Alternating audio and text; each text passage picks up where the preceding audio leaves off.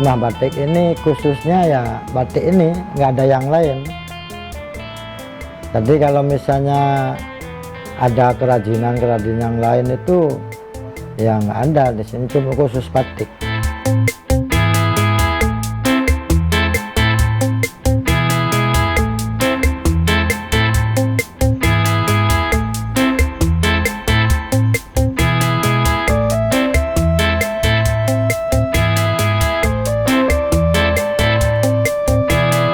Rumah batik Aceh ini kalau misalnya produksi itu nggak lari kemana, terkecuali ada pesanan ya. Nah, itu ada punya showroom sendiri. Showroomnya di depan ada, terus di Taman Ratu, di bandara. Kalau bandara sekarang udah nggak ada, cuman ada 2 sekarang, di Taman Ratu Sepedin sama di sini. Itu nggak keluar kalau batik Aceh ini.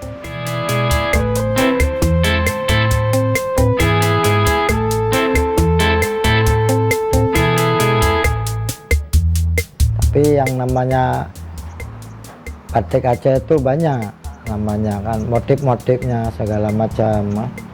Motif yang paling banyak diminati? Banyak minati itu pucuk rebung, pintu Aceh, rencong, gayo.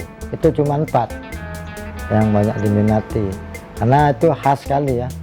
Kalau yang lainnya tuh ibaratnya sama dengan batik Jawa. Kalau yang khas Acehnya sih pintu Aceh, pucuk rebung, terus gayo, rencong. Kalau melihat dari masyarakat sendiri tuh yang paling banyak tuh dari pegawai-pegawai, karena kalau misalnya tergantung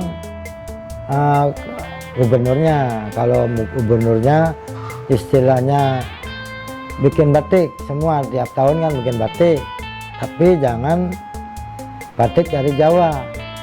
Tadi bikinnya di sini itu kurang lebih hampir lumayan. Maksudnya yang setahun-tahun ini ya semua instansi itu harus pakai batik. Batiknya dari sini, jangan dari Jawa katanya sih, dari Ibu Gubernur yang baru. Nggak ada dari pemerintah, dari pegawai-pegawai ya bikin stok dulu. Jadi ada aja pekerjaan loh. Bikin stok, nanti dikumpulkan di situ. Kalau batik kan nggak mungkin basi ya, tambah lama tambah bagus ya. Insya Allah kalau misalnya prospeknya yang bagus, karena ini batik bukan di lokal aja, di seluruh mancanegara juga bisa. Kedepannya itu bagus batik. Kalau misalnya batiknya bagus lagi, warnanya bagus, itu insya Allah batik itu berjalan.